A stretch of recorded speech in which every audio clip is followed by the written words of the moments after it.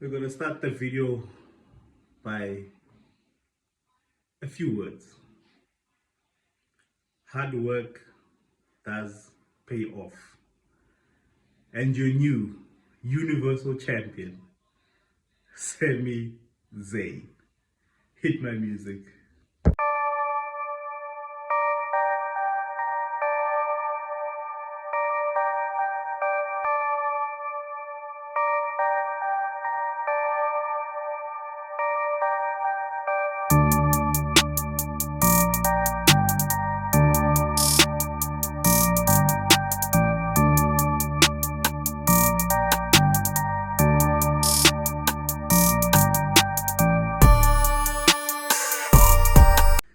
Thank you all so much for tuning in to another exciting, it's not an episode, it's more of a reaction video to the Night of Champions.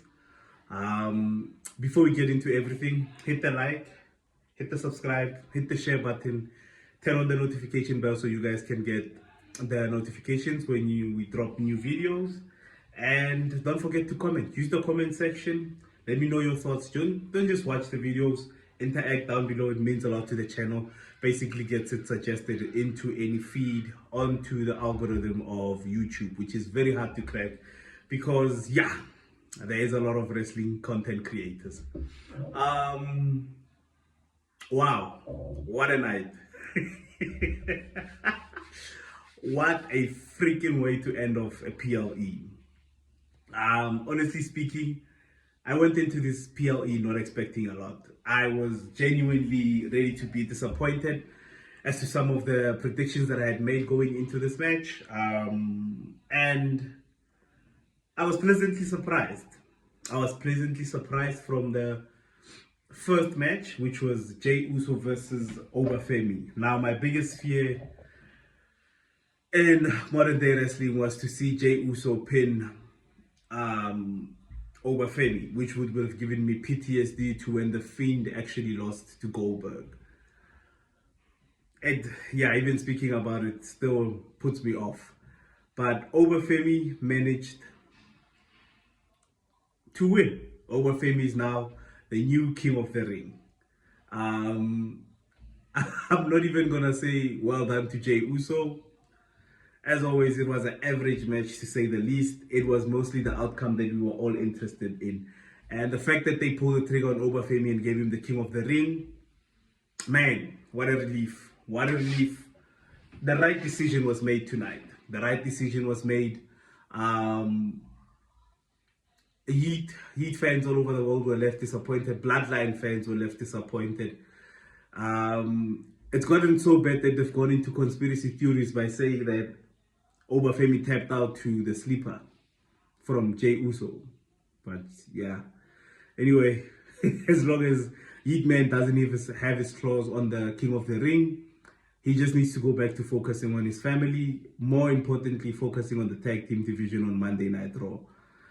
I think the Jey Uso singles competitor experiment needs to end. Now, if anything, let's start the Jimmy Uso singles run. We've been preaching about this run for the past 3, if not 4 years for Jimmy Uso to get to basically get the push that he deserves. And I saw an interesting post that said if they had swapped Jey Uso for Jimmy Uso, we would have had more interest going into this match. And I definitely agree. I think it's time we did the Jimmy Uso experiment and pushed him as a singles competitor. But we know that WWE, somebody's going to find an excuse to put Jey Uso back into a main event title scene some way, somehow. But let's just see how all of that goes. Average match, nothing special, actually. I don't understand why they couldn't run back Javon Evans versus Obafemi for that match. It was the match that they had in NXT. Oof. Man, goosebumps just thinking about that match. But we had Jey Uso. They did the best with what they could. They tried to make him look strong. Nah, it's not gonna happen against Oba. And we had Liv Morgan versus Io Sky. They had to interject Dan Housing in cursing Liv Morgan, which basically just let you know result of that match before it even started. It also didn't make sense to have the world heavyweight champion in the finals of the Queen of the Ring, which basically the winner can choose the champion of their own choosing. And then having Io Sky having won the Queen of the Ring, now to choose Liv Morgan once again for the World Heavyweight Championship. Yeah, I don't think that was the best decision they could have made. But it was an obvious one going into the match. Now we know that Liv Morgan has chosen, Io Sky has chosen Liv Morgan. So what's the plan going forward? Are we going to try to put a wedge more against the Judgment Day in saying the fact that why was no one from the Judgment Day out there to help Liv Morgan in winning the Queen of the Ring and making history? Potentially making history, being the first one to win the Queen of the Ring while actually being a champion. So yeah, it was going to be interesting to see how that one played out, but I think it was obvious from the onset that Liv Morgan was never going to win the match. We also had Jade Cargill versus Tiffany Stratton. Tiffany once again reclaiming the United States champion with obviously interference from Chelsea Green, Charlotte Flair, Mitchin, B-Fab. I don't know what the story is going forward into all of that, and I do not know whether we're aiming for Jade Cargill versus Charlotte Flair or we're aiming for Tiffany Stratton versus Charlotte Flair. I don't know what the direction is there, and I don't know when they're going to start putting Chelsea Green back into the title picture, because I think just like her run with the Women's Universal Championship, Tiffany Stratton, she isn't really doing much with the United States Championship. And yeah, she retained. Tiffany Stratton retained, and yeah, there's a whole lot going on there. I don't know what the chaos is all about. We'll see how that goes. Seth Rollins and Braun Breaker put on, I think, one of the best matches of the night. As usual, Seth Rollins delivers at a high level. Huge shout out to, obviously, Braun Breaker, who obviously losing doesn't really do him any more favors, but it then sets up an interesting story as to what do we do with the World Heavyweight Championship. Seth Rollins has made it very clear, abundantly clear, the fact that he is leaving the vision in his rearview mirror and he's looking to move on to bigger, better things, which only means the World Heavyweight Championship, which he should rightfully be challenging for because he never actually lost the title. So it'll be interesting to see what choice Obafemi makes. It still gives that mystique, that optimism to say, all right, is Obafemi going to go for Roman Reigns or is Obafemi going to go for Sami Zayn? It will be an interesting choice to make, and it will be very interesting to see how it affects Seth Rollins and what he does next. There's a whole lot of question marks on Monday Night Raw as to who's going to face Roman Reigns at SummerSlam. It will be very interesting to watch the next couple of episodes, and I think this is what's been missing from the WWE, that sense of curiosity of saying, oh, Obafemi is the king of the ring. Seth Rollins just finished up with the vision. He never lost that title. Obafemi has a right to challenge for the title. So what's the plan? It will be very interesting. I'm honestly intrigued now. I'm honestly curious to see who's going to choose and how it affects either or champion, World Heavyweight or Universal Champion. So it'll be very interesting to see how everything works out. The aftermath of everything that is Night of Champions is going to lead to some interesting television going into SummerSlam, which is something that's been lacking for the longest of time in the WWE. It'll be very interesting to see who he chooses, what Seth Rollins does, and what's in the future for Braun Breaker. Braun Breaker at this point in time, I think with his group basically going through some of the most, I think, devastating injuries that I've ever seen a group take. First it was Seth Rollins, then it was Braun Breaker, then it was Bronson Reed, now it's Logan Paul. The only person that hasn't been injured at this point in time, I think, is Austin Theory. But we never know. We never know. It'll be very interesting to see what we do with the vision. Is there even still space for the vision in the roster as a faction, or do we start pushing them as singles competitors? Tag team division can use a boost, but Logan Paul, who was the main, I would say, addition to the vision that was working for them, is obviously now out. Braun Breaker is not gelling so well with Austin Theory. They just lost the tag team titles. Braun Breaker just lost this match. It'll be very interesting to see what they do. A whole lot of question marks, a whole lot of curiosity as to how they can capitalize on everything going forward. It's all going to be based on stories and building characters going into SummerSlam.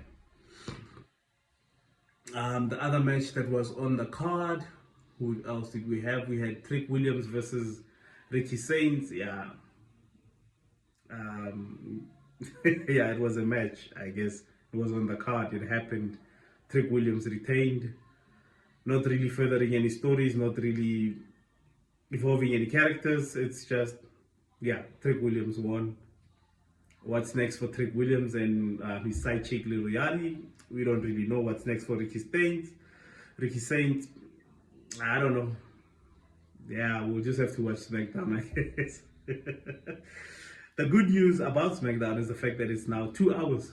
It's now 2 hours, so should be bearable. Should be bearable. And the biggest headline out of Night of Champions. After 13 years, after consecutively failing against a whole lot of list of opponents, Kevin Owens, Roman Reigns, Cody Rhodes, Sami Zayn is the new Universal Champion. Let me say it for you. Sami Zayn is the new Universal Champion. Man, does it feel so good to say that out loud and to actually live in a reality where Sami Zayn has captured the Universal title. They can get angry. They can blow their tantrums. They can tweet. They can record. They can even go to the WWE arena and boo all they want. But Sami Zayn, the greatest underdog in all of WWE history, after people like Mick Foley, Daniel Bryan, now we have Sami Zayn. The people that do not look like champions, but wrestle their hearts out, tell stories better than anybody on any roster. The people who do not fit the mold of what modern society deems a worthy champion, but the work and the grind that these people have placed into their craft. When the WWE crowns someone like Sami Zayn, they're not only acknowledging people like Daniel Bryan, Mick Foley, Bray Wyatt, most of all Bray Wyatt. The fact that it took so many people to see what the WWE had basically done to Bray Wyatt, for him to actually pass away, for them to start saying they wasted this man's talent, they wasted this man's ability to tell a story, this man's ability to reinvent himself over and over again. And even though he had those reinventions, his in-ring work never depleted. His storytelling never depleted. When they place a title on someone like Sami Zayn, they're acknowledging the professional wrestlers that are pure professional wrestlers that take this craft seriously and greater than any other superstar that's on. Not nepotism, not because of his dad used to work in whatever position, not because he politics for it, but because his hard work spoke for him. This is a great moment in the WWE. Doesn't matter what anybody says online. Might not even matter what I say. But for the fact that it happened and it got the reaction that it got, everybody out of their seats to watch that screen and say, finally, the underdog has conquered it and is officially at the top of the pyramid. Doesn't matter whether you're planning to dethrone him next week. Doesn't matter whether you're planning to dethrone him on the following episode of SmackDown. But the fact that Sami Zayn has the Universal Championship around his waist and over his shoulder basically stamps the fact that hard work pays off. Huge congratulations to Sami Zayn. I wish him nothing but the best. Company will probably rob him in the biggest and craziest way by taking the title off of him even before any major PLEs. But at the end of the day, they're gonna do to Sami Zayn what they did to Drew McIntyre. They're gonna do that to Sami Zayn. I can already feel it. But I am just happy that this man, all his hard work, all his grinding, all the banger matches that this man has put on, all his character development, all his character reimagination of himself, to come back stronger, bigger, better every time, to tell a story. They can say whatever they want to say. They can say that Roman is the most peak storyteller in the W, but Roman Reigns doesn't get to the point where he is today without Sami Zayn. The bloodline isn't a faction that's to be considered as one of the greatest storytellers if Sami Zayn is not involved in that story.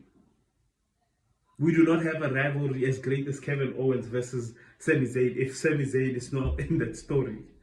His wrestling soulmate, the most heartbreaking thing I think out of all of this was the fact that Kevin Owens was not in that crowd backstage to watch his best friend capture one of the most elusive titles that have eluded Sami Zayn from the beginning of his career in NXT. Ladies and gentlemen, hate all you want. Make fun of the man, make fun of the standard, but for the fact that Sami Zayn has that Universal Championship around his waist and on top of his shoulders, as a huge fuck you to anybody else that has anything bad to say about Sami Zayn. And it's about time we actually start saying fuck you to a lot of people. All of a sudden we have legends coming out of the woodworks, suddenly defending the it factor of WWE superstars nowadays. Must have pulled out his typewriter to get onto X, put out smoke signals saying boo Sami Zayn, and told him, nah, there's actually an app where you can actually go on and tell us your thoughts. I don't care what anybody says. I don't care what anybody even justifies or tries to downplay or shit on what Sami Zayn has accomplished. It means nothing. What matters the most is Sami Zayn as the Universal Champion. And for that, you gotta leave a like, you gotta follow, you gotta hit the subscribe button, and you have to comment down below. Sami Zayn, ladies and gentlemen, let me say it again. Sami Zayn as the new Universal Champion.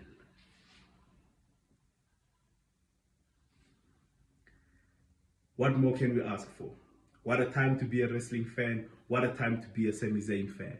And if you have any other interest here, there's another video that you guys can check out on the channel with me basically stating the fact that Sami Zayn is the last real superstar on SmackDown. Thank you all so much for tuning in. Thank you all for the love. Thank you for the likes. Thank you for the subscriptions. Keep hitting the subscribe. Share the channel. Let's talk more wrestling, ladies and gentlemen. And as always, Simon says, peace.